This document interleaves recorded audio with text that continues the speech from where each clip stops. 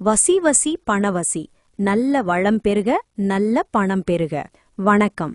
செல்வம் என்பது நம் உழைப்பால் வருவது மட்டுமல்ல, நாம் வாழும் இடமும், அதாவது நம் வீடும் பணவரவுக்கு முக்கிய காரணம். உங்ககிட்ட நான் எதிர்பார்க்கறது ஒரு சின்ன லைக் மட்டும்தான்.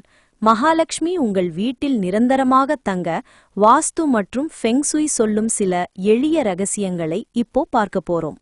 வீட்டு சுத்தம் முதற்படி. பணம் ஈர்க்க முதலில் உங்கள் வீட்டை சுத்தமாக வையுங்கள். தேவையற்ற உடைந்த பொருட்களை உடனே அப்புறப்படுத்துங்கள். தேவையில்லாத பொருட்கள் நேர்மறை சக்தியை தடுக்கும். வாசல். உங்கள் வீட்டு வாசல்தான் செல்வம் நுழையும் இடம். அது எப்போதும் சுத்தமாக, கவர்ச்சியாக இருக்க வேண்டும்.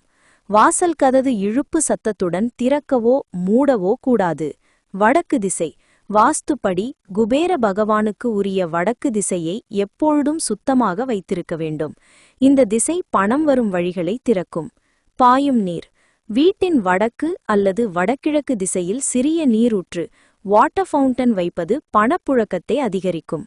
பாயும் நீரின் மெல்லிய சத்தம் வீட்டில் அமைதியையும் செல்வத்தின் தொடர்ச்சியான ஓட்டத்தையும் குறிக்கும். செடிகள்.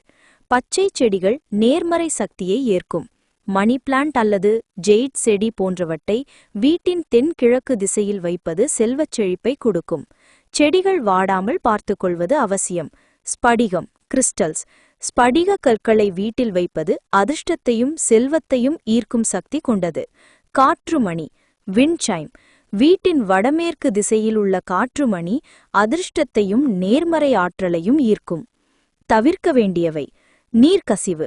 குழாய்களில் தண்ணீர் கசிவது செல்வ இழப்பை குறிக்கும். சிறிய கசிவாக இருந்தாலும் உடனடியாக சரி செய்யுங்கள். மாலை வேளை. மாலை வேளையில் வீடு கூட்டுவது, முடி சீவுவது, நகம் வெட்டுவது போன்ற செயல்களை தவிர்க்க வேண்டும். இது லக்ஷ்மி கடாட்சத்தை குறைக்கும். படுக்கையறை கண்ணாடி. படுக்கை அறையில் படுத்திருக்கும் நிலையை பிரதிபலிக்கும் வகையில் கண்ணாடி இருந்தால் அதை இரவில் மூடி வையுங்கள். இந்த எளிய மாற்றங்களை உங்கள் வீட்டில் செய்து பாருங்கள். உங்கள் உழைப்போடு இந்த நேர்மறை ஆற்றலும் சேரும்போது செல்வத்தின் வரவு நிச்சயம் அதிகரிக்கும். உங்கள் வீட்டில் பணமும் மன நிம்மதியும் பெருக வாழ்த்துக்கள்.